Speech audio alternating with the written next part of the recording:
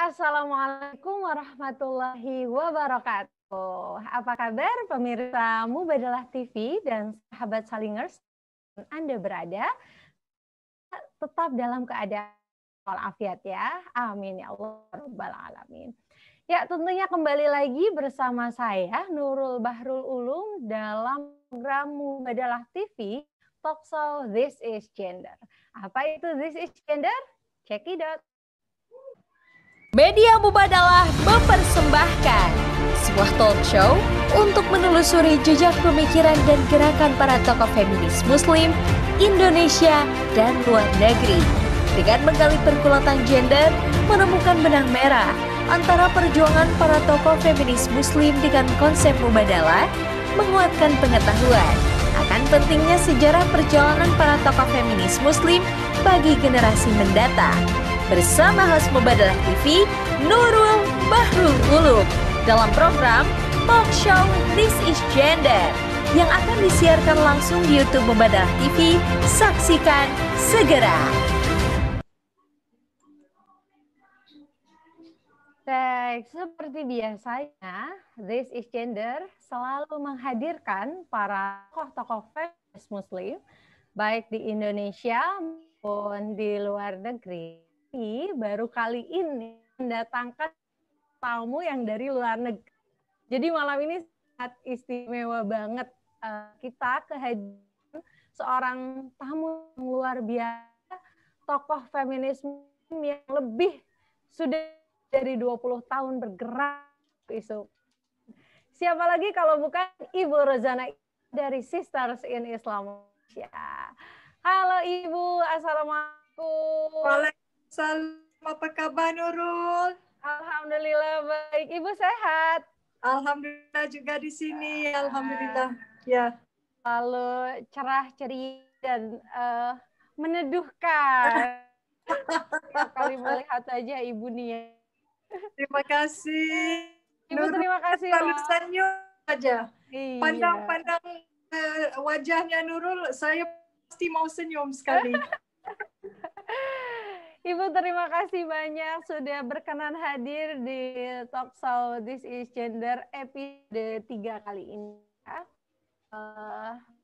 Bersama Mubadalah TV dan sahabat Salingers, kali ini kita akan bersama 1 jam menggali jejak, menelusuri jejak pemikiran dan juga gerakannya seorang Ibu Rozana Isa. Kita saksikan.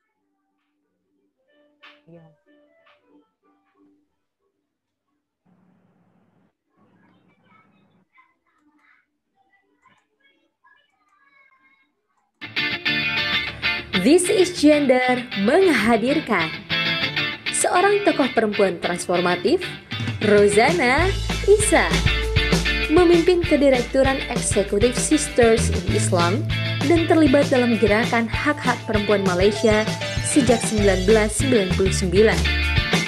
Bersama dengan organisasi Women's Aid Organization, sebuah LSM yang menangani isu kekerasan terhadap perempuan.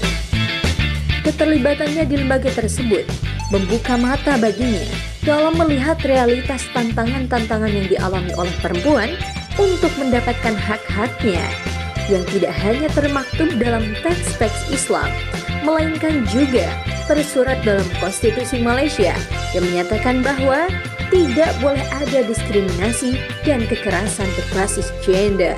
Melalui kepemimpinannya sebagai Direktur Sisters in Islam Malaysia, Rozana memobilisasi gerakan hak-hak kemanusiaan perempuan dalam perspektif Islam dan memastikan jaminan konstitusional sebagai payung perlindungan bagi perempuan masa kini. Rozana adalah fasilitator handout dan pejabat program senior International Women's Rights Action Watch Asia Pacific, asisten program di Urban Governance Initiative, United Nations Development Program, anggota Komite Penasihat Program Pusat Sumber Daya dan Penelitian Regional Asia Pasifik untuk Perempuan, dan masih banyak lagi.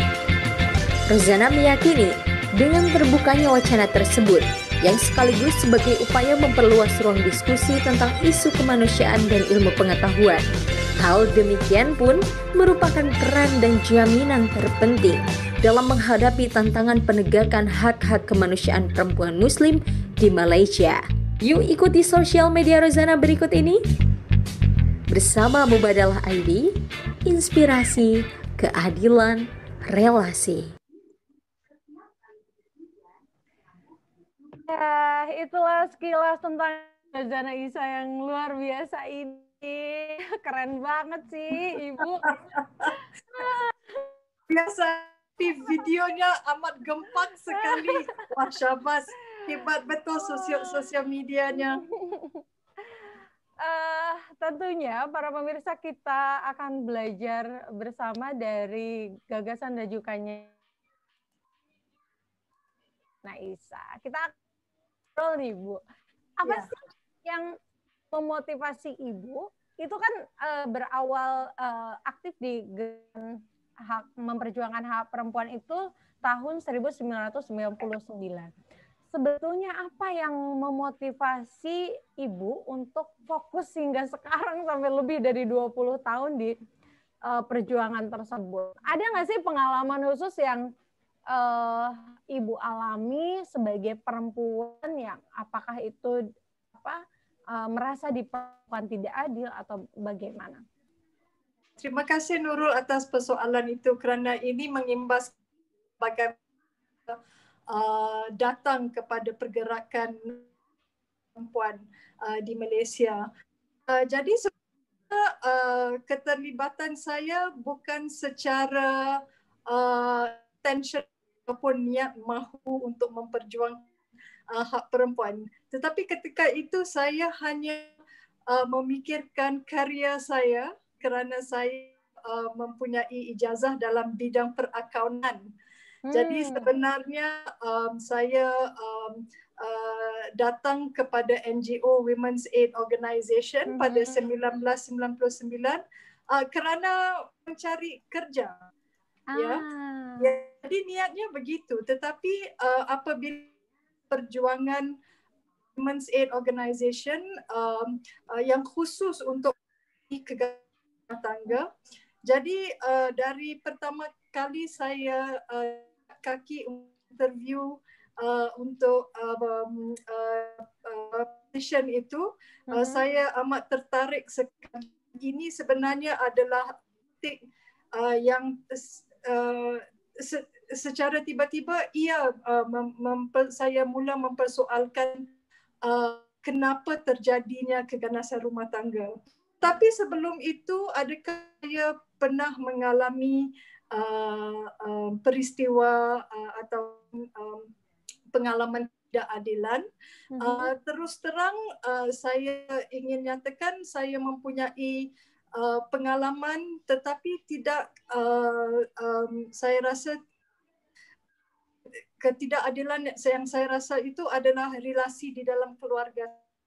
Jadi expectation peran perempuan di dalam keluarga itu sememangnya memang kita yang harus kerjakan kerja rumah dan pemeliharaan apa segala benda di dalam rumah, tetapi abang saya dan abang saya bisa jadi mula dari kecil saya kalau perempuan itu bisa disuruh begitu, disuruh begini, bisa disuruh tidak boleh melakukan perbuatan seperti yang seakan-akan lelaki tidak boleh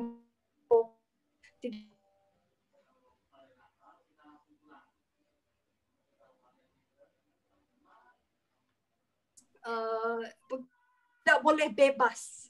Ya, sebenarnya ada had ataupun kongkong orang perempuan itu harus pulang ke rumah jam berapa, harus expectation-nya. Saya ingat lagi ketika itu ibu saya tiada di rumah, jadi abang saya minta saya memasak. Ketika itu saya mungkin dalam umur 10 atau 11 begitu. Jadi saya kepada dia, saya enggak reti masak. Jadi dia saya, bagaimana kamu ini nggak bisa masak, kamu kan perempuan. Jadi ternyata kata-kata itu memang, walaupun pada tahun-tahun selepasnya saya lupa, tetapi apabila saya datang kepada Women's Aid Organization dan mula kali berkenaan dengan isu ketika itu, memori dan peringatan semua peristiwa itu datang kembali dengan jelas sekali. Oh ya, kenapa ya kalau perempuan itu harusnya gini-gini, tapi kalau lelaki itu harusnya bisa apa saja, tidak apa. Ya. Artinya pengalaman akan batasan terhadap ruang gerak perempuan dan juga banyak sekali aturan yang itu tuh tidak di abangnya Ibu ya. Iya. Itu alami usia berapa? 12 tahun ya? Jadi dalam umur yang saya yang saya ingat adalah mungkin dalam umur 9 ke atas begitu, ya. 9 atas ya, 9 tahun ke atas, dan kemudian menemukan jawaban dari pertanyaan ketika terlibat di Women Aid Organization itu ya? Iya. Jadi ketika itu saya berumur 27, jadi lebih 18 tahun begitu baru menyingkapi kembali persoalan-persoalan ini. Jadi sebelum itu mungkin rasanya oh ya nggak fair ya kalau gitu, tapi tidak melebihi dari memikir tanpa mengupasi adakah ini sesuatu yang sistemik, adakah ini sesuatu yang berkaitan dengan adat kita, kultur kita, ataupun berkenaan agama kita juga. Jadi persoalan-persoalan itu tidak saya hanya mengupas isu-isu, hanya saya datang kepada pergerakan perempuan, ya. Baik, wow, menarik sekali ya.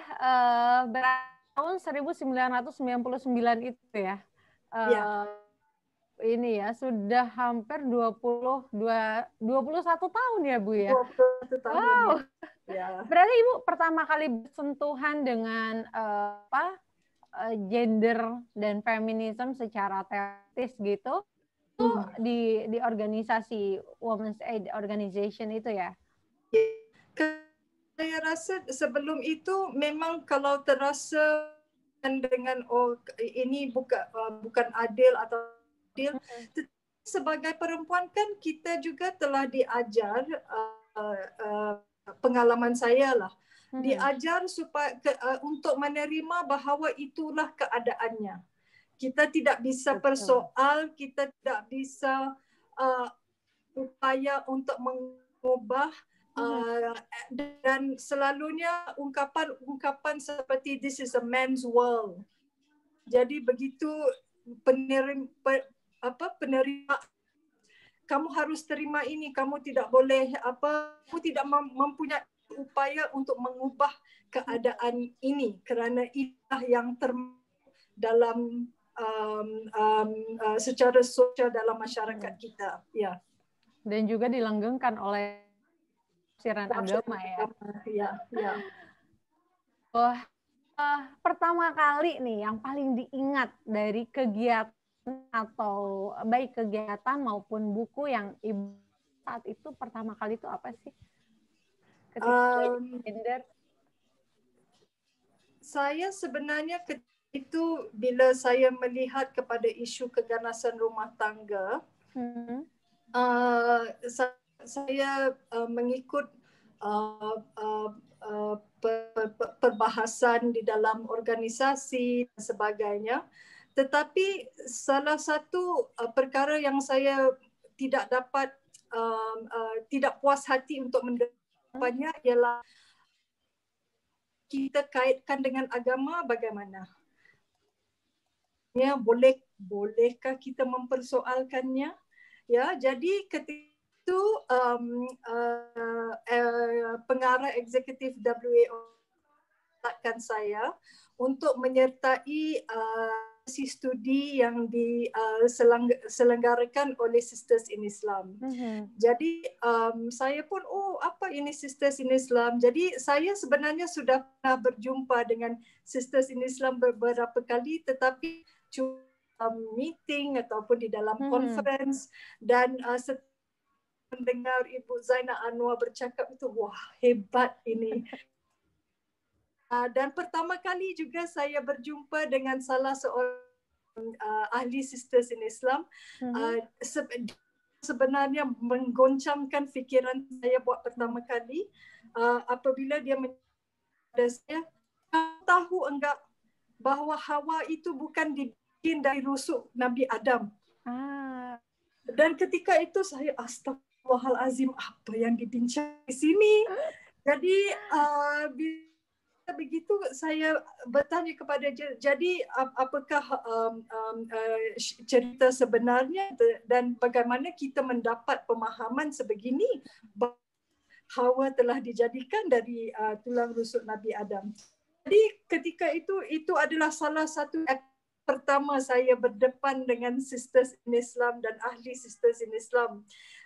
Dan mereka, saya fikirkan mereka amat berani untuk menyoalkan ilmu-ilmu yang telah diturunkan kepada kita semenjak kita sekolah lagi, tetapi mereka menyoalkan adakah ini adalah benar, adakah ini salah. Dan sebenarnya saya juga rasa amat gempar juga ya, kerana kita tidak digalakkan untuk bertanya. Dalam budaya pengalaman saya dan dari kecil hingga besar, saya tidak digalakkan untuk bertanya. Saya hanya disuruh untuk terima. Jadi dengan wanita-wanita hebat yang menyoalkan sebegini, saya rasa terkejut, ya, dan juga rasa mungkin ada takut sedikit. Tetapi ini sebenarnya memancing saya untuk mahu berdekatan dengan mereka, kerana bagaimana mereka berfikiran begini. Kenapa mereka boleh bersoalkan isu-isu itu? Sebenarnya adalah salah satu pengalaman yang pertama saya bertanya, apakah agama saya sebenarnya, apakah agama saya menyatakan tentang hak perempuan dan sebagainya. Ya. Karena saat itu hanya menerima saja dan menganggap apa yang diberikan itu sebagai kodrat ya. Iya. Inilah tidak fitrah ada perempuan, ya.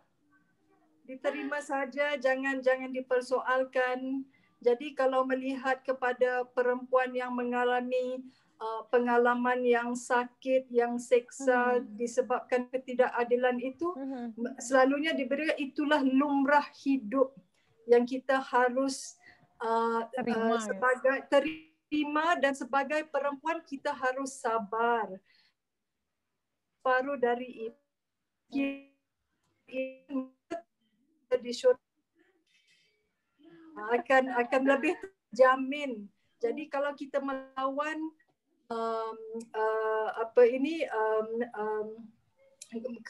melawan kenyataan hidup itu, adakah kita lawan Tuhan begitu? Ya. Berarti penasaran gitu ya terhadap tadi apa ada interpretasi baru nih gitu tentang yang di sisi lain, aduh bener nggak nih? Nah itu apakah itu juga yang membuat Ibu kemudian menerus belajar dan menggali dan fokus di isu-isu ini? Iya, satu kerana telah dibuka ruangnya untuk menyuarakan. Kedua, ada pula platformnya untuk persoalan itu ataupun untuk mendengar pada orang lain. Jadi buat saya rasa dalam lebih kurang dalam 2 tahun dia mengikuti sesi Sisters in Islam, dan di situ saya belajar tentang apakah itu tafsiran Quran. Tafsiran Quran itu bisa berbagai, tidak hanya satu. Saya belajar juga berkenaan dengan ilmu tafsiran berkenaan dengan hadis, bagaimana membaca hadis. Saya juga belajar tentang fikih, dan sebenarnya peran ulama di dalam itu apa, dan adakah mereka bisa dipersoalkan atau tidak. Jadi apa yang saya rasa adalah apa yang Sisters in Islam telah membuka kepada saya adalah bagaimana untuk memanusiakan agama. Ya, kerana kalau kita selalu kan kalau memahami agama atau belajar pada agama berkenaan dengan agama Islam itu hanya berkenaan dengan hubungan kita dan Tuhan. Kita dengan Allah, ibadat kita kepada Allah. Tetapi apa yang telah ditekankan oleh Sisters in Islam sebenarnya adalah agama itu bukan sahaja perhubungan kita dengan Allah, tetapi perhubungan kita di antara satu sama lain, dan bagaimana bisa diatur.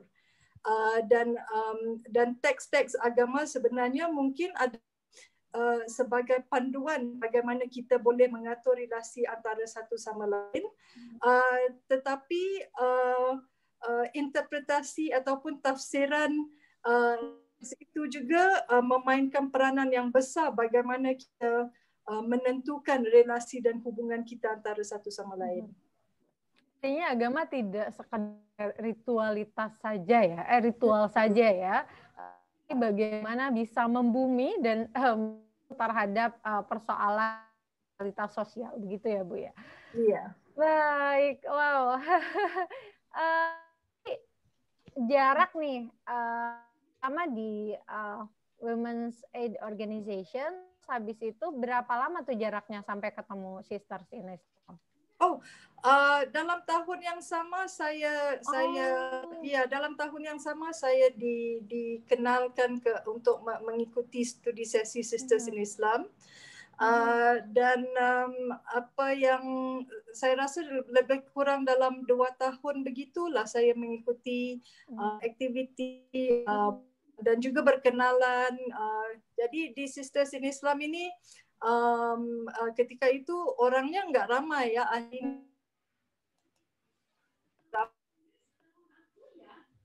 Bila berbincang itu memang diberikan penekanan bahawa ruang itu adalah ruang yang selamat untuk berbincang. Dan ketika itu juga saya pun mungkin saya rasa amat kecil sekali kerana saya datang ruang ini di mana ramai semuanya perempuan ya. Perempuan yang bukan saja hebat tapi hebat berfikiran kritis, hebat dari segi kemampuan untuk berbicara, juga mempunyai semangat untuk membawa perubahan. Dan ketika itu Ibu Zana Anwar adalah pengarah eksekutifnya dan terlibat dengan pelbagai, kalau kita lihat kepada akhbar mungkin dalam minggu itu ada keluarnya pandangan oleh Sisters in Islam dalam pelbagai isu, bukan saja dari segi perhubungan keluarga, undang-undang keluarga Islam, tetapi juga yang berkenaan dengan hak manusia, hak asasi manusia, kerana di Malaysia ini kan walaupun majoritinya adalah Muslim, kita juga ada minoriti non-Muslim yang ramai, tetapi ada juga tindihan ya, perundangan di antara perundangan sivil dan juga perundangan Islam, di mana hak asasi juga terjejas bagi mereka yang bukan yang bukan Muslim. Kerana misal kata sekiranya ada suami isteri yang bukan Muslim yang berkahwin, tetapi ketika itu salah seorangnya, selalunya yang lelaki lah, suami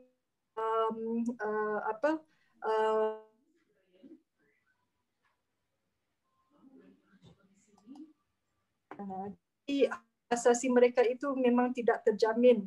Tetapi kalau sudah masuk Islam bisa berpoligami, bisa kahwin lagi, tetapi si isteri ini masih kekal dan tetap begitu, masih tidak mendapat haknya dan sebagainya. Dan juga kalau lebih parah lagi kerana ada satu kes di mana anak-anak telah dibawa masuk Islam tanpa izin si isteri yang bukan Muslim. Jadi ini memecah belahkan keluarga Agama, sebenarnya.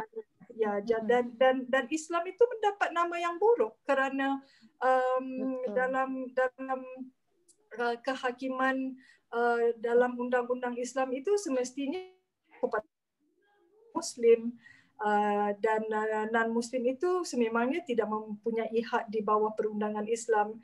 Dan jadi memang kalau dibawakan kepada ruang publik itu menjadi isu yang dipolitikkan. Jadi ini juga terbawa-bawa ya dalam menjadikan kerja-kerja Sisters in Islam itu amat mencabar sekali. Ya. Padahal itu sangat bertentangan ya sebetulnya dengan misal ada pernyataan la ikraha fiddin gitu, tidak ada paksaan dalam agama. Disuruh dipaksa ya untuk masuk agama Islam. Iya. Bu, artinya berarti saat itu ya isu-isu yang didiskusikan dan diperjuangkan tidak hanya membahas isu perempuan ya, tetapi juga isu kemanusiaan secara keseluruhan. Iya. Apakah itu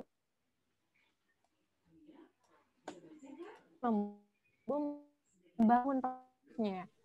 Iya. Sememangnya apa yang digalakkan di dalam Sisters in Islam itu adalah untuk bicara tentang isu Islam ini. Sememangnya kalau orang perempuan kan tidak dengaran suaranya. Betul. Ya. Jadi bagi Sisters in Islam, perjuangan yang pertama mereka sebenarnya adalah untuk kembali teks Al-Quran dan mereka belajar dengan untuk memahami sendiri apakah hak perempuan termaktub di dalam Al-Quran. Jadi emfasisnya adalah kepada ilmu pengetahuan ya. Dan di sini juga apa yang saya lihat dalam sejarah Sisters in Islam adalah untuk berjuang bersama dan belajar daripada sarjana-sarjana bukan sahaja dari Malaysia tetapi juga dari luar negara. Jadi yang itu yang membuatkan perjalanan ini amat menarik sekali kerana ianya kita terbuka kepada sarjana-sarjana dari merata dunia. Sarjana-sarjana yang sememangnya bukan sahaja dari kaum lelaki tetapi juga kaum perempuan. Dan salah satu daripada yang saya terpaku sekali adalah itu dari perspektif perempuan. Dan kerja-kerja seperti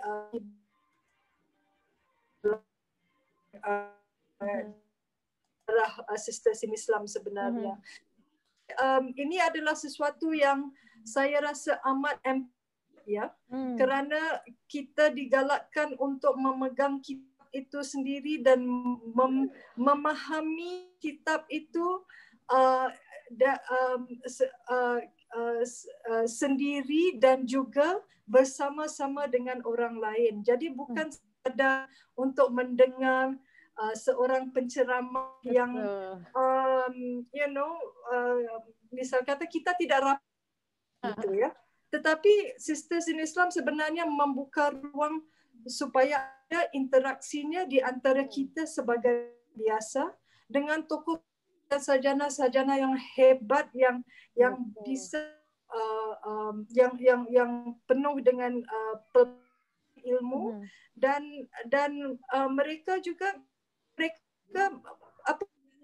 memberi saya satu pandangan bahawa mereka juga adalah human being ya.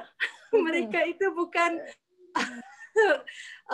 jelmaan atau dianggap kita Bukan letak makhluk ke gaib atas ya. sebagai idola dan ya tetapi kita boleh bertukar fikiran, bertanya sebagai manusia, satu manusia di antara sesama manusia.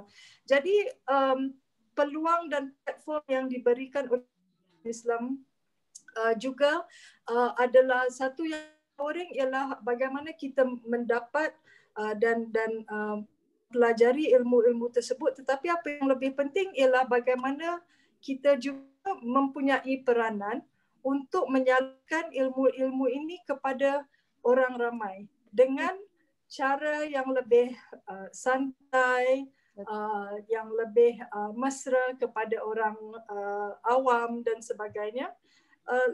Itu yang saya amat tertarik adalah bagaimana sisters in Islam mahu melakukan perubahan, mahu mendengar suara perempuan. Jadi sebenarnya dorongan untuk datangnya sisters in Islam sebenarnya perempuan juga. Berangkat pengalaman tindasan yang dialami oleh perempuan ya. Iya. Ketika itu pendiri-pendiri sisters in Islam daripada pengasas sisters in Islam itu terdiri daripada jurnalis, daripada akademik, dan mereka selalu mendengar daripada keluhan perempuan yang menyatakan, iya, kami datang ke mahkamah syariah itu untuk mengharapkan keadilan, tetapi bila kita sampai di sana kita tidak mendapatkan keadilan yang diharapkan. Jadi persoalan mereka, kenapa kita tidak mendapatkan keadilan yang kita harapkan. Jadi sisters Islam dari situ, ya kenapa kita mempunyai undang-undang yang bagus. Jadi Malaysia adalah salah satu negara yang mempunyai undang-undang keluarga Islam yang pertama pada tahun 1984, dan ketika itu memang dianggap sebagai undang-undang yang bagus sekali di bawah sebagai keluarga Islam kan. Tetapi kenapa pengalaman perempuan itu tidak maju? Ya, masih juga ada biasnya dalam mahkamah, misal kata pengalaman perempuan itu naik turun mahkamah, tetapi suaminya kalau enggak turun mahkamah pun tidak marahi kehakiman dan sebagainya. Jadi pengalaman itu untuk membebaskan diri daripada perkahwinan yang susah dan payah itu amat perit sekali. Sehingga kan apa-apa hak yang sebenarnya harus dapat sebagai bekas isteri pun langsung saja tidak perlu, kerana menjadi bebas itu lebih penting daripada mendapatkan hak-hak yang lain. Jadi di sini juga kita melihat di mana perempuan juga banyak yang rugi kerana susah sekali untuk mendapatkan kebebasan daripada perkahwinan yang susah ini. Hak-hak yang lain ia dibiarkan aja. Jadi inilah salah satu pengalaman perempuan sebenarnya. Yang itu dikerjakan oleh Sisters in Islam ya. Baik, Ibu, dari pergulatan pengetahuan maupun gerakan yang dialami oleh Ibu sendiri yang tadi diceritakan itu, apa kira pentingnya memiliki perspektif gender? Kalau nggak punya gender, kira-kira gimana nih? Karena ini penting nih buat anak-anak muda kita, para pemirsa Mubadalah TV ini. Ya. Saya rasa mempunyai perspektif yang gender itu penting untuk kita memahami kenapa berlakunya ketidakadilan. Kita tidak memahami perspektif gender dan hanya melihat daripada perspektif kelamin sahaja, perempuan dan lelaki dari segi biologisnya, tetapi tidak mahu memahami kesan daripada perbezaan biologis itu dan kesan terhadap gender itu. Jadi di situ kita akan kita tidak akan dapat memahami pengalaman perempuan, kerana selalu yang diluahkan kepada kita adalah, iya, kamu itu perempuan, maka fitrahnya memang aja, akan gitu ya. memang akan bermenstruasi, memang akan mengandung, berkahwin, mengandung, dan sebagainya, menyusukan anak. Itu adalah tempat kamu di keluarga. Jadi jangan dipersoalkan, susah, senang dan sebagainya, jangan dipersoalkan kerana itulah nasib kamu, begitu. Jadi dengan adanya perspektif gender, kita sebenarnya boleh mengupas lagi pengalaman perempuan berkenaan menstruasi, apakah keadaan yang dialami ya, disebabkan menstruasi tersebut. Jadi norma-norma di dalam masyarakat kita yang menindas perempuan kerana dia bermenstruasi, kerana dia misal kata kalau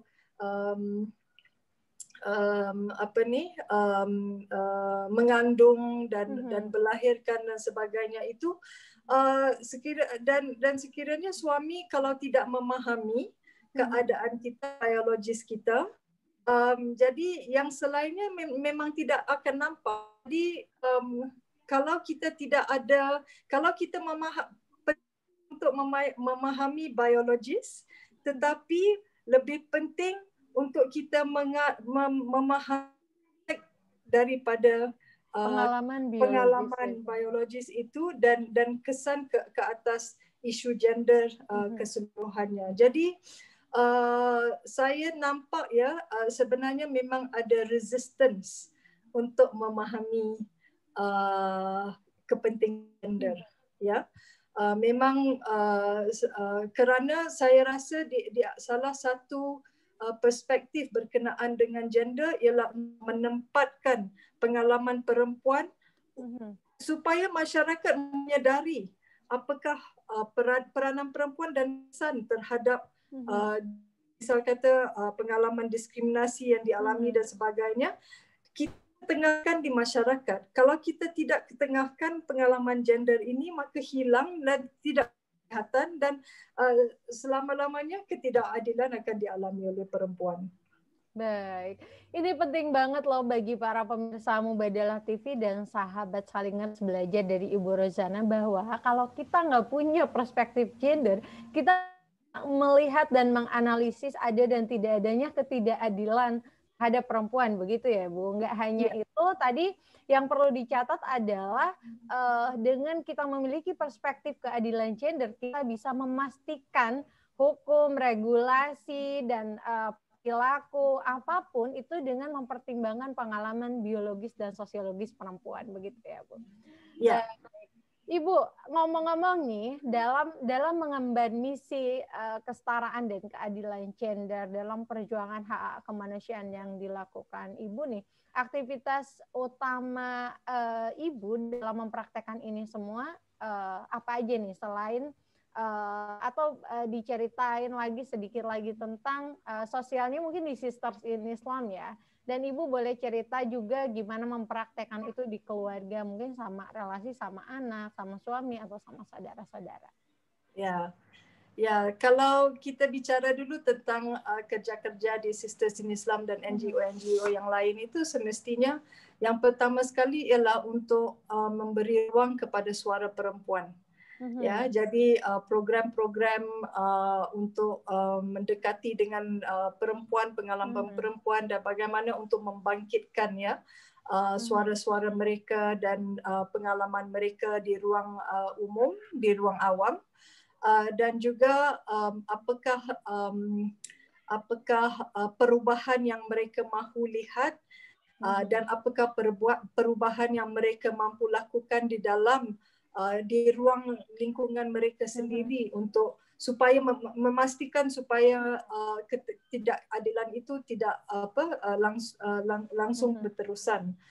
Jadi di Sisters in Islam ini kita terlibat dalam pelbagai aktiviti dan juga program yang satu ada yang khusus kepada research, ya, untuk memahami perspektif perempuan dari segi isu poligami, dan juga misal kata peranan perempuan sebagai seorang dari segi personal dan public life-nya, apakah perbezaannya. Jadi itu adalah satu research yang telah baru-baru kita lakukan pada tahun 2019, dan itu adalah amat menarik sekali kerana di ruang awam itu perempuan itu memang tahu, ya, mereka empowered sekali untuk mengetahui hak mereka adalah apa. Mereka tahu hak mereka untuk bersuara, untuk mendapatkan hak pendidikan, hak untuk bekerja, berkejaya dan sebagainya.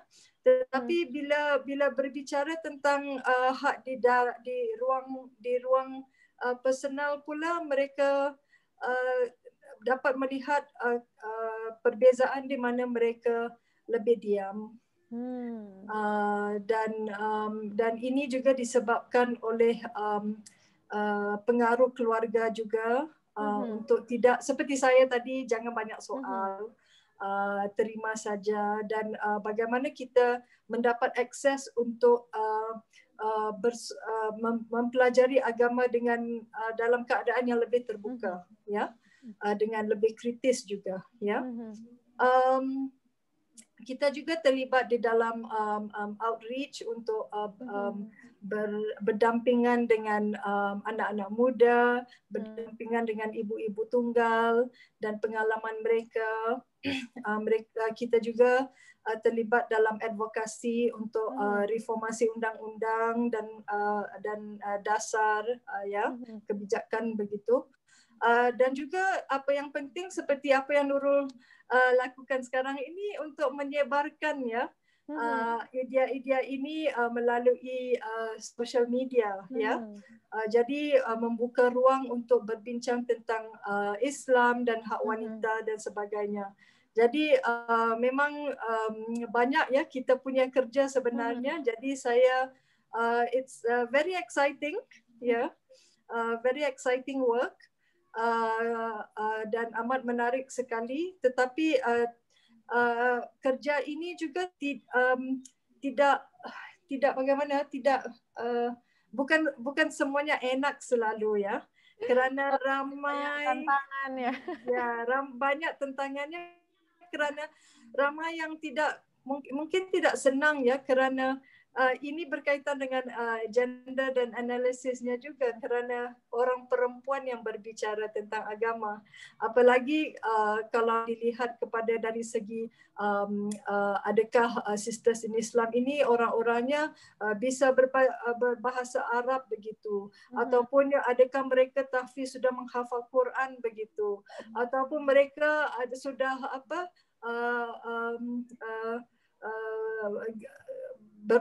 belajar dari Al-Azhar dan Universiti Madinah begitu. Jadi sebenarnya dasar kita membuat kerja ini adalah atas dasar perempuan di Malaysia mengalami ketidakadilan. Jadi apa yang penting ialah untuk membangkitkan live reality itu, dan untuk menyatakan bahawa kalau sekiranya undang-undang ataupun kebijakan itu tidak menemui apa yang dialami oleh perempuan di dalam realiti mereka, jadi yang itu harus diubah, termasuk juga sekiranya ia berkenaan dengan undang-undang keluarga Islam, juga berkenaan dengan interpretasi tentang Islam. Jadi itu yang kurang enak bagi ramai orang, saya rasa. Baik, banyak sekali tantangannya, ya. Berarti kerja-kerja yang dilakukan oleh Sisters in Islam ini mulai dari riset, ya, belum advokasi kebijakan, produksi pengetahuan juga, ya, karena kalau tidak salah banyak sekali, ya, buku-buku yang ditulis oleh Sister in Islam yang itu juga berkaitan dengan isu hak-hak kemanusiaan perempuan dalam perspektif Islam, ya Bu, ya. Lama sis ini nggak sih melakukan pendampingan secara langsung juga nggak terhadap korban-korban kekerasan atau perkosaan atau misal perkawinan anak dan kasus-kasus lainnya? Ya, Jadi kita juga mempunyai satu talian di mana perempuan dan juga lelaki bisa menghubungi kita untuk menanyakan tentang hak-hak mereka di bawah Undang-Undang Keluarga Islam. Jadi dalam isu perceraian di dalam mahkamah dan sebagainya, prosesnya itu kita terbuka kepada orang awam untuk menceritakan, dan kami juga memastikan supaya pengalaman ini dibukukan secara statistik ya, supaya kita dapat tahu sebenarnya dalam sesuatu tahun itu apakah isu yang paling menyusahkan perempuan dan juga anak-anak mereka. Pengalaman Sisters in Islam selama telah mengumpulkan statistik ini, buat anak-anak isu yang paling besar sekali adalah isu nafkah dari bapa. Wow. Apakah itu kekerasan ekonomi? Iya, karena ibu sekiranya apa yang dialami oleh kebanyakan perempuan di Malaysia ialah walaupun Mahkamah Syariah telah memberi satu order kepada suami untuk memastikan mereka membayar nafkah dan sebagainya, tetapi para suami masih lagi tidak mengikuti order ini, perintah mahkamah ini, dan di situ balik kepada pengalaman perempuan ya, naik turun ke mahkamah lagi untuk memastikan suaminya membayar nafkah. Tetapi di sini juga di mana kita juga harus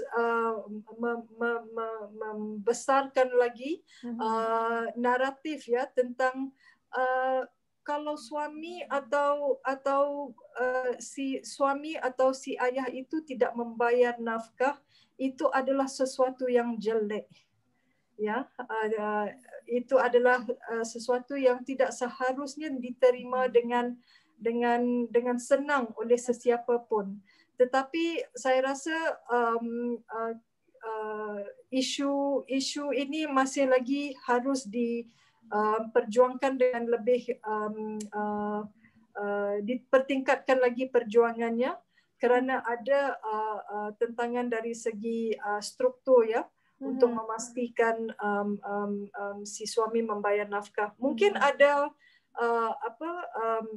mekanisme-mekanisme yang wujud, tetapi ianya tidak standar. Jadi pengalaman perempuan di satu negeri itu mungkin lain daripada negeri yang lain. Jadi itu juga bukan sesuatu yang baik untuk ibu-ibu dan anak-anak, kerana ianya menjejaskan pertumbuhan mereka untuk mendapatkan makanan yang berkhasiat dan sebagainya. Jadi, apalagi di waktu-waktu pandemik ini. Betul. Ya. Negeri itu provinsi ya kalau di Indonesia ya? Kalau provinsi ya.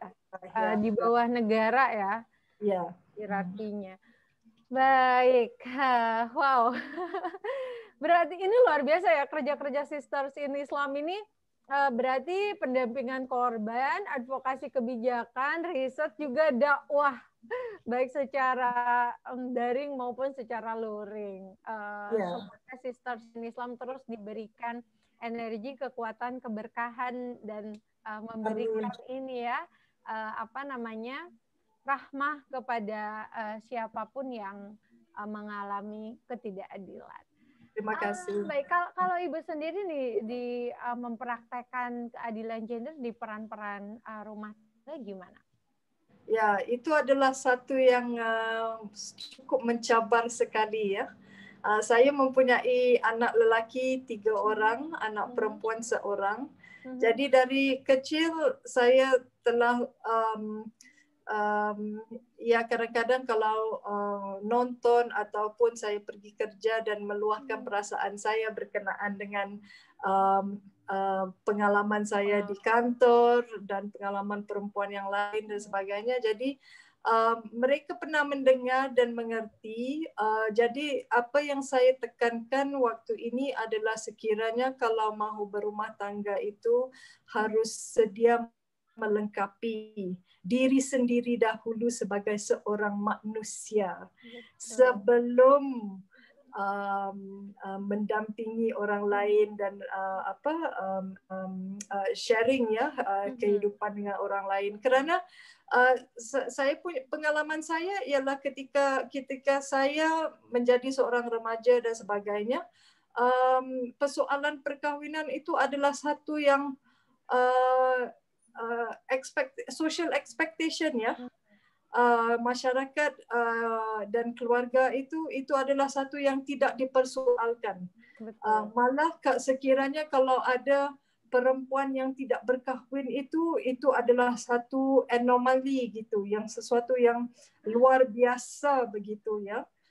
Tetapi bila saya melihat ya kepada cara saya disosialisasikan berkenaan dengan isu perkahwinan ini, ianya bukan sesuatu yang sehat ya, kerana naratif-naratif yang diturunkan kepada saya adalah suami itu harus ditaati, dan kita tidak boleh persoalkan apa yang diminta suami sahaja yang betul, dan kita harus, sekiranya kalau kita tidak mentaati suami itu adalah satu dosa yang besar sekali. Tetapi kita tidak disosialisasikan untuk bertanya suami yang baik dan harus ditaati itu bagaimana rupanya. Betul. Ya. Tetapi selalu istri ya. Ya. Yang disuruh soleha, tapi suami nggak pernah. Suaminya tidak pernah disuruh soleha ya. Jadi dan pengalaman expectation berkenaan dengan kehidupan perempuan itu adalah kalau kamu ingin mempunyai nilai di dalam masyarakat, kamu harus berkahwin. Kerana kamu kalau tidak mempunyai suami itu, apakah nilai kamu? Jadi itu yang itu saya ingat kerana saya mempunyai ibu saudara yang tidak berkahwin, dan perbincangan keluarga berkenaan dengan dia adalah amat menyakitkan sekali kalau saya ingat ketika saya kecil. Ketika itu selalunya naratifnya amat negatif sekali. Padahal banyak sekali ya ulama perempuan maupun laki-laki yang memutuskan hidupnya untuk tidak kawin. Iya, betul. Dan akibat daripada itu saya rasa mungkin kita yang melangsungkan alam hidup perkahwinan ini, mungkin kita sebenarnya belum sedia. Jadi kalau saya analisiskan kehidupan dan pengalaman saya rasa mungkin walaupun cinta raganya sudah bersedia, tetapi mungkin mentalitinya dan persediaannya saya rasa saya bisa lebih mantap lagi daripada ketika waktu itu ya. Jadi sememangnya pengalaman mengajar kita banyak sekali. Tetapi untuk mengharapkan pengalaman untuk mengajar kita kadang-kadang it's too late, you know. Jadi kita perlu naratif-naratif yang lebih konstruktif, yang lebih positif, yang lebih menggerakkan perempuan itu dalam realiti kehidupan yang lebih sentral. Dan jadi dia bukan sebagai ini suaminya yang central figure, tetapi isteri dan anak-anak di periferi saja, di tepi saja. Sebenarnya mereka harus bersama-sama di central, di tengah itu, dan dibangunkan keluarga sebagai kedua-duanya adalah central figure kepada keluarga, ya. Dan bukan satu di antara dan bukan yang lain. Jadi kalau saya lihat, saya mungkin perlu agaknya lebih matang lagi ketika itu, kerana social expectation ketika itu adalah kawan kamu sudah, teman kamu sudah, sepupu kamu sudah, kamu bila lagi? Ya. Capek banget ya jadi perempuan. Kapan kawin? Kapan kawin ini? Ya. Udah kawin, kapan punya anak? Iya. Kapan punya anak lagi satu? Terus aja di kayak gitu. Ya. Ya, berarti selalu diubah-ubah. Refleksi atas pengalaman ibu ketika kecil dan juga setelah menikah itu kemudian memberikan pendidikan yang adil gender, menerapkan dan memberikan pendidikan yang adil gender kepada anak-anak ya, begitu ya. Ya, jadi saya menekankan bahwa di dalam rumah itu bukan yang perempuan saja yang bertanggung jawab. Lelaki juga harus bertanggung jawab untuk diri mereka, pemakaian mereka, kemas, memasak juga sama-sama. Jadi harus dibangunkan satu spirit di mana kita melakukan semuanya sama-sama dan bukan dibebankan kepada satu gender. Kerana untuk berkerjaya juga begitu kan, kita bukan bebankan lelaki saja untuk mencari rezeki untuk keluarga, tetapi kalau perempuan mempunyai pengalaman dan keperluannya untuk keluar bekerja, jadi apa salahnya juga. Jadi sama-sama memikul beban di luar dan juga di dalam rumah. Betul sekali, itu penting banget tuh pemirsa. Jadi bagaimana suami dan istri sama-sama berperan, bekerja sama, baik di rumah maupun di luar rumah ya, baik produktif di domestik dan juga produktif di publik. Baik Ibu, kita berikutnya akan berbicara tentang feminisme dan juga menemukan benang merah antara gerakan yang selama ini dilakukan oleh Ibu dengan perspektif mubadalah. Tapi sebelumnya kita akan mendengarkan terlebih dahulu sholawat berikut ini.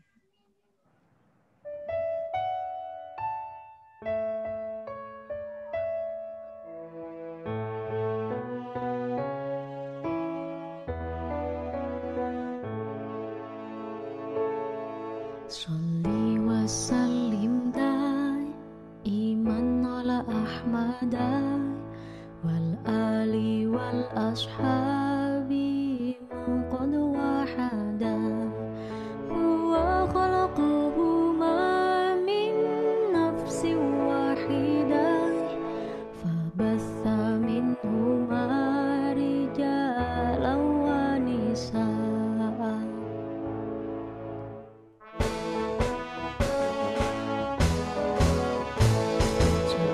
Sallim daiman ala ahmada wal ali wal ashabi man qad wahada huwa khalaqahuma min nafsin wahidah fabatha minhuma rijalan wa nisaa fabatha minhuma rijalan wa nisaa.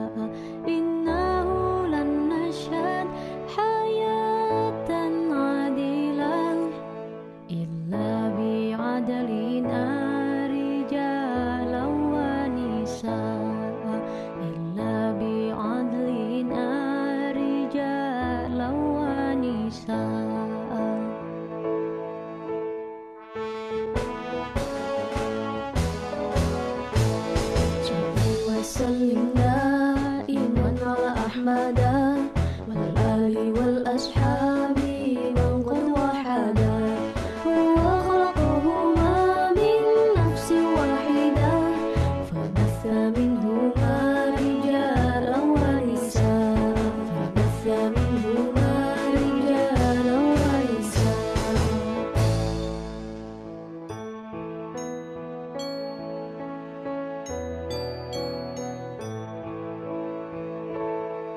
Sholli wa sallim iman ala ahmada wal ali wal ashabi man qad wahada huwa khalaqahuma min nafsin wahidah fabatha minhuma rijalan wa nisaa fabatha minhuma rijalan wa nisaa.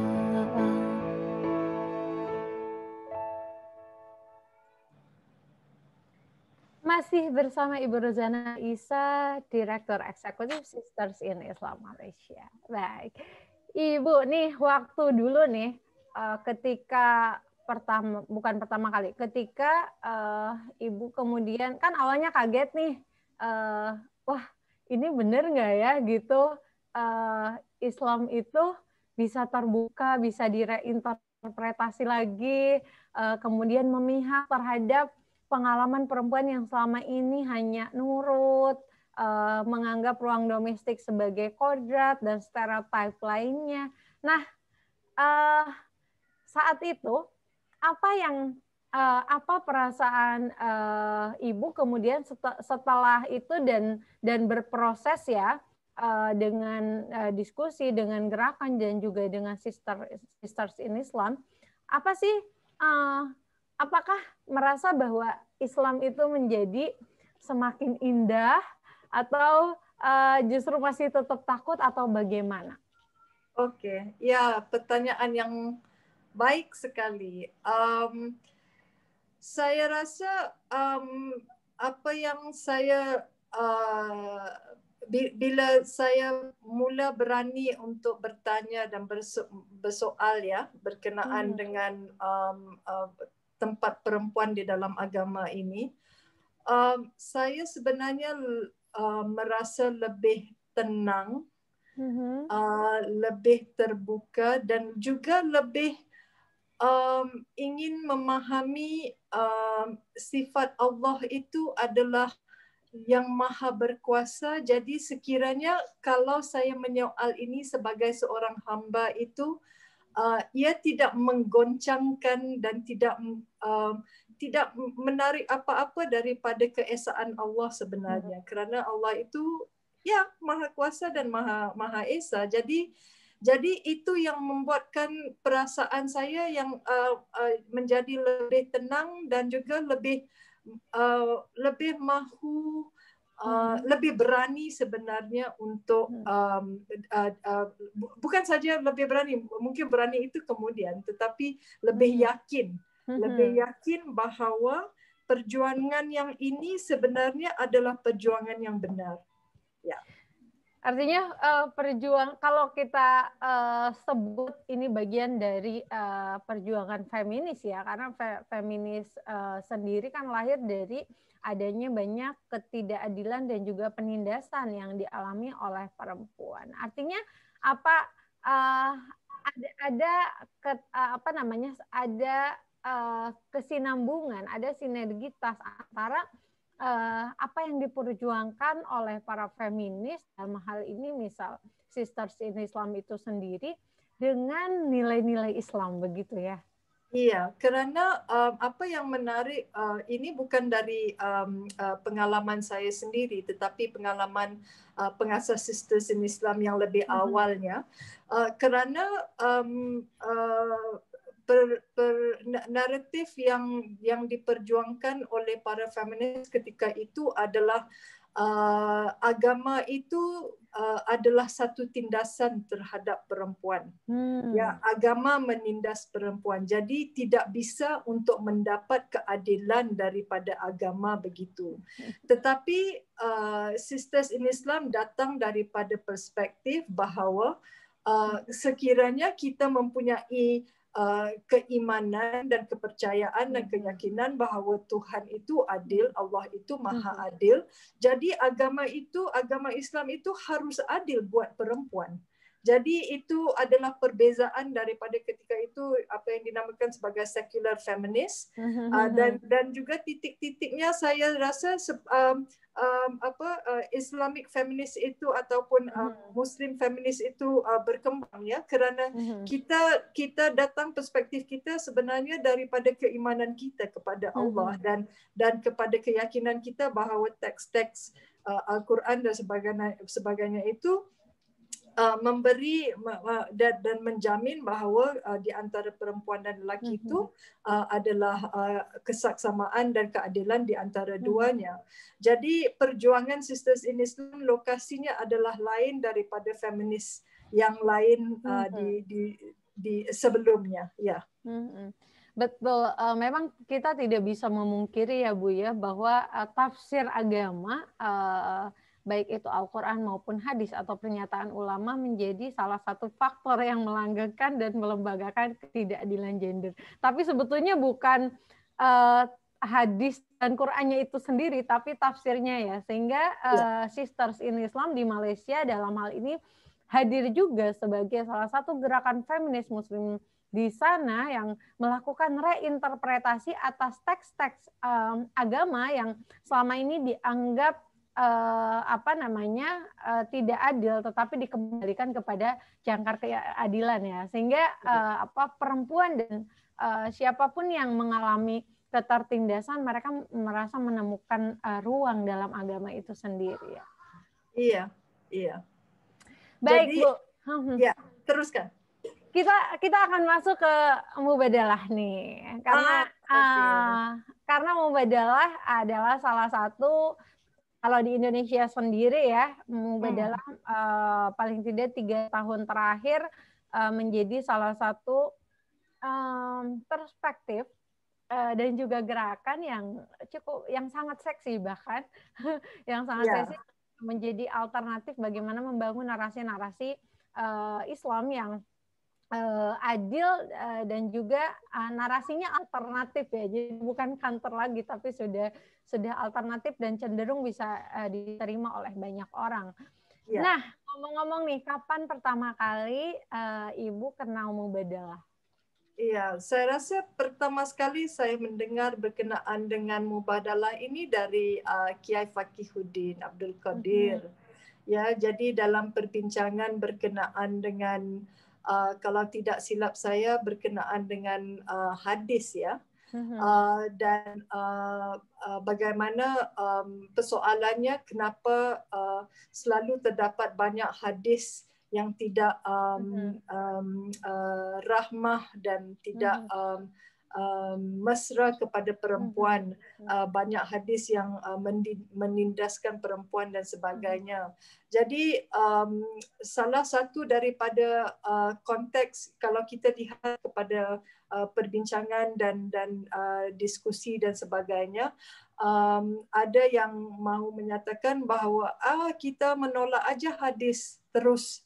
Jadi kita fokusnya hanya kepada Al-Quran, tetapi tidak perlu melihat kepada hadis, kerana hadis itu memang banyak contestation.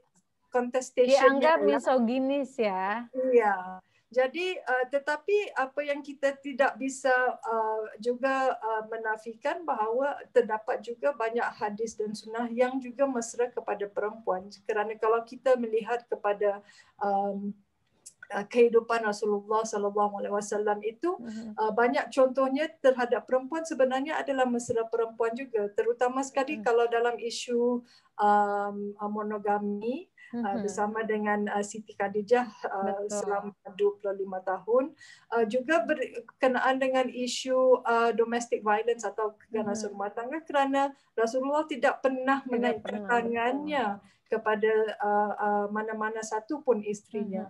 Dan sekiranya melihat kepada bagaimana dia berinteraksi ya dengan istri-istrinya, itu adalah selalu dengan cara yang lembut, cara yang rahmah dan mesra dan kasih sayang dan sebagainya. Jadi untuk menolak hadis dan sunnah itu memang is not an option juga. Jadi saya juga lihat kepada apabila dalam berbincang dan berbicara dengan Kiai Fakihuddin berkenaan dengan isu ini, jadi dia juga menyatakan bahawa dia melihat perlunya ada satu approach yang menginterpretasi, membawa interpretasi yang yang bisa disalingkan ya, daripada lelaki kepada perempuan, perempuan kepada lelaki. Jadi itu adalah pertama kali. Itu tahun berapa, Bu? Ya? Tahun berapa pertama kali ketemu? Saya tidak pasti, mungkin 2015 atau 2016. Jadi berarti baru ya? Iya. 5 tahunan yang lalu kan? Iya. Di mana pertama kali ketemu? Saya rasa ada beberapa, mungkin di Mungkin saya rasa pertama atau mungkin sebelum itu, tetapi dia menyatakan bahwa dia sedang menulis sebuah buku, ya, untuk membukukan ya interpretasi dan approach ini. Jadi ketika itu bila kita saya rasa itu dalam perbincangan saja dan sebagainya. Jadi tetapi saya juga melihat mengikut dia di dalam media sosial dan sebagainya di medsos, dan saya lihat ia sudah keterbitan dan melihat kepada posting-postingnya yang berbicara tentang mubadalah dan sebagainya. Jadi ini sebenarnya adalah satu saya rasa approach ataupun cara yang baik sekali untuk mengangkat ya hadis-hadis yang mesra kepada lelaki dan perempuan, dan bagaimana kita membacanya dan interpretasinya saling di antara satu yang lain. Masih mempunyai saya rasa challenge mungkin, tetapi lebih banyak baiknya, dan saya juga melihat kepada overall melihat kepada kemanusiaan itu, memanusiakan di antara lelaki dan perempuan itu adalah satu pesanan yang paling penting sekali. Jadi bila kita mubadalah itu bermulanya daripada melihat kepada kemanusiaan kita antara lelaki dan tiada bezanya kita di antara lelaki dan perempuan dari segi itu. Jadi dalam hal-hal yang lain itu harus turuti juga, ya. Dan ini satu alternatif yang lebih soft lagi ya untuk daripada untuk membincangkan apa yang dilakukan dengan hadis ya. Adakah kita tolak hadis terus, itu bukan satu option yang mudah ya. Bukan kita bunuh diri ya. Iya, betul ya. Jadi sebesar apa nih pengaruh perspektif mubadalah itu sendiri terhadap gerakan yang dilakukan oleh Ibu? Saya rasa masih lagi bertatih ya. Jadi kita harus perlu mengadakan lagi perbincangan yang lebih, mempunyai lebih banyak online session dan sebagainya, kerana kita juga harus membumikan. Jadi memang pernah ada training dan sebagainya. Jadi kita harus memperbanyakkan lagi seperti apa yang dilakukan oleh Nurul sekarang, membanyakkan penulisan, membanyakkan membuat video, membanyakkan perbicaraan di ruang awam, di ruang umum berkenaan dengan approach mubadalah ini.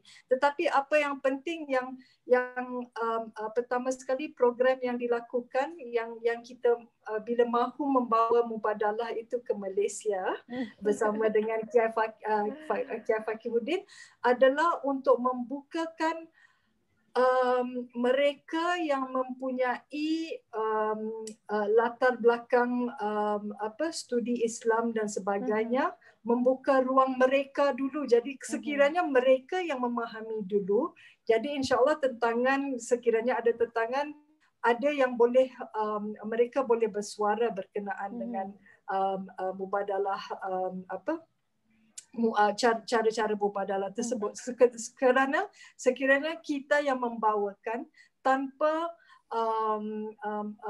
memberi ruang dulu kepada mereka yang mempunyai asas studi Islam itu, jadi mereka lebih banyak persoalan. Jadi kalau mahu bertanya, elok kepada gurunya terus ya. Itu pasal kita mempunyai program exchange program itu, dan exchange program itu adalah sesuatu yang amat penting saya rasa, kerana ia juga membukakan ruang perbincangan di antara melihat lelaki di Malaysia, bagaimana lelaki dari Indonesia berinteraksi dan memahami cara-cara mubadalah ini, interpretasi mubadalah ini. Kerana sekiranya melihat ini adalah bagaimana kita mensosialisasikan pengetahuannya. Sekiranya datang daripada perempuan itu, okey, mungkin ada persoalannya, tetapi jika datang daripada lelaki sendiri, jadi mungkin mereka lebih yakin begitu ya. Dan jadi bisa membantu perjuangan ya. Ya, betul. Jadi itu adalah salah satu strateginya. Ya. Itu keren banget loh. Perlu diketahui nih sama pemirsa Mubadalah TV dan sahabat Salingers. Jadi waktu itu Sisters in Islam ada program yang namanya Mubadalah Exchange. Kita dari Indonesia difasilitasi oleh Sisters in Islam untuk berangkat ke Malaysia dan saya salah satu peserta yang diberkahi oleh Sisters in Islam di Mubadalah Exchange. Nah, kerennya para pemirsa sekalian dari program ini adalah karena yang dilibatkan di Malaysia sendiri adalah mereka yang punya basic studi Islam yang kuat. Jadi dan sekarang kalau saya lihat nih Bu, itu kayak Mas Syafiq, Mas Hazman, terus Mas Alif, Kak Huda dan banyak yang lainnya itu mereka bikin konten, ceramah segala macam sudah menggunakan perspektif Mubadalah gitu. Itu keren banget sih. Ini anak-anak muda yang punya kapasitas basic studi Islam yang luar biasa. Keren sih. Mungkin ini mudah-mudahan ke depannya apa yang dilakukan oleh Sisters in Islam terus ya semakin banyak menjangkau anak-anak muda di Malaysia untuk penyadaran soal keadilan gender dalam Islam ini. Ya, insya Allah karena sememangnya dalam rancangan kami di dalam 2-3 tahun lepas dan tahun ini kami mahu melanjutkan lagi program Mubadalah Exchange, tetapi dengan adanya COVID kita tidak bisa. Jadi kita harus merencanakan ide-ide yang lain bagaimana kita boleh mengembangkan program tersebut ya. Sekarang semuanya melalui virtual ya. Ya, lain ya. Baik, kita sudah berada di penghujung acara nih. Menurut Ibu nih, kapan sih ketidakadilan yang dialami oleh perempuan ini berakhir? Itu soalan yang amat penting dan soalan yang saya rasa kita harus set our mindset ya, kerana saya rasa selagi adanya ketidakseimbangan relasi dan power dynamic di antara perempuan dan lelaki itu, selagi itu perjuangan kita belum habis. Dan power dynamic itu sebenarnya adalah ada pada bila-bila masa dan perjuangan kita sebenarnya adalah untuk memberitahu bahawa perempuan ini adalah manusia. Jadi perlakukan sebagai manusia. Ya. Artinya sepanjang ada ketidakadilan ya, baik terhadap perempuan maupun terhadap hak-hak penindasan terhadap hak-hak kemanusiaan secara keseluruhan, selama itu pula Ibu bersama Sisters in Islam akan terus bergerak ya. Dan kita semua ya. Ya, kita semua ya sekali seperjuangan. Dikasih energi, dikasih segala kekuatan untuk terus memperjuangkan kemanusiaan ini. Baik, sebelum masuk ke closing statement, kita akan terlebih dahulu mendengarkan satu salawat lagi.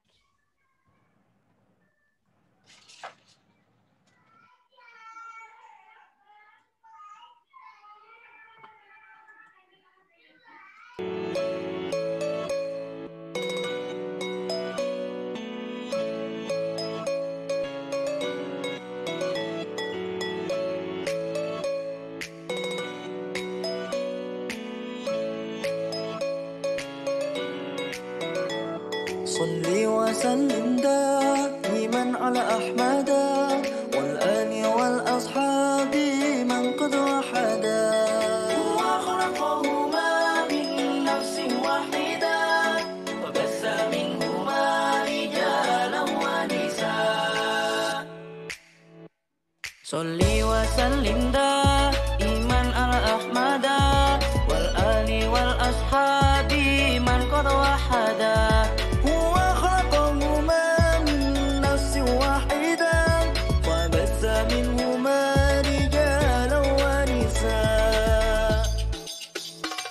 صلي وسلم دائما على أحمد والأصحاب من قد وحدا هو خلقهما من نفس واحدة وبث منهما رجالا ونساء وبث منهما رجالا ونساء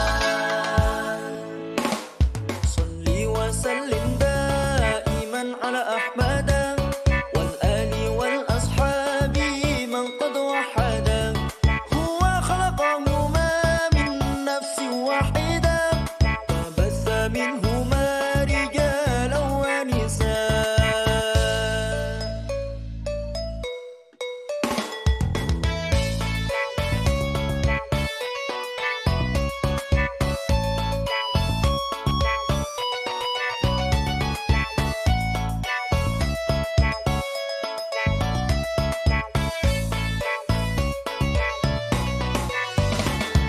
إنه لن نعيش حياة طيبة إلا بجهدنا رجالا ونساء إنه لن نشهد حياة عادلة إلا بعدلنا رجالا ونساء لن نعيش حياة طيبة إلا بجهدنا رجالا ونساء إنه لن نشهد حياة عادلة إلا بعدلنا رجالا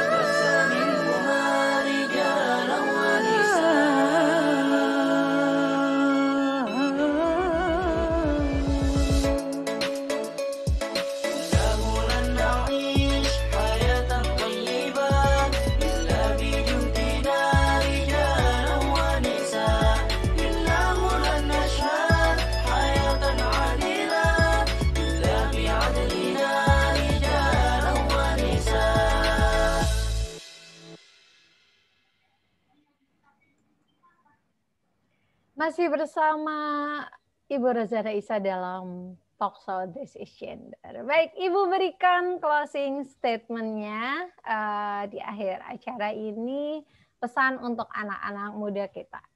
Silakan. Iya, terima kasih. Pesanan saya pertama sekali ialah untuk mendengar apa yang dibicarakan dan juga mendengar apa yang tidak dibicarakan, kerana tidak membicarakan sesuatu itu sebenarnya salah satu komunikasi juga, ya. Dan kita harus bertanya kenapa dia diam. Tidak kiralah sama ada perempuan dan ataupun lelaki. Kedua, selepas kita mendengar, kita harus terutama sekali buat perempuan untuk memberi perempuan ruang untuk bersuara. Ya, kerana masih tidak cukup sebenarnya suara perempuan di ruang umum itu untuk berbincang tentang pelbagai aspek kehidupan dan live reality-nya, ya.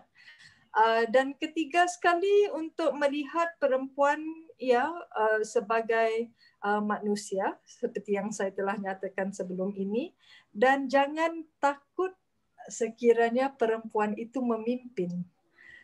Jadi mungkin dalam pengalaman Indonesia sebagai negara itu mungkin ini adalah sesuatu yang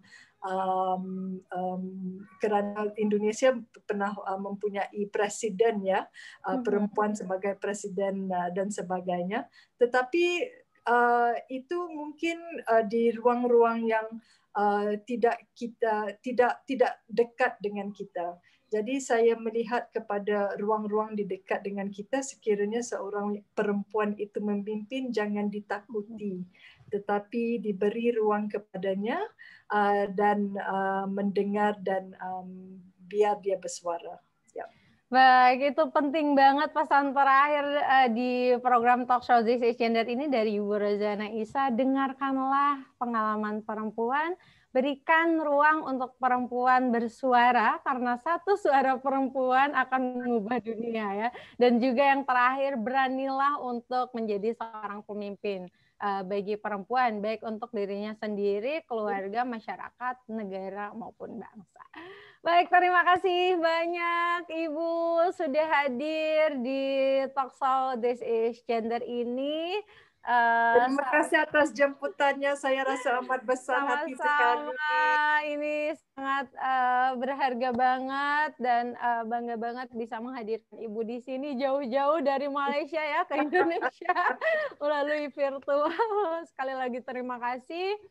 Terima kasih juga buat seluruh pemirsa Mubadalah TV dan sahabat Salingers dimanapun Anda berada telah menonton acara ini dari awal sampai akhir, dan juga tidak lupa terima kasih untuk Direktur Mubadalah TV Bang Dul yang tentunya mengawal penuh acara ini dari awal sampai akhir. Terima kasih Abang Dul. Terima kasih sama-sama Ibu. Saya Nurul Bahrul Ulum undur diri dari hadapan pemirsa. Terus saksikan Talkshow This is Gender hanya di Mubadalah TV. Mubadalah ID, inspirasi keadilan relasi. Wassalamualaikum warahmatullahi wabarakatuh.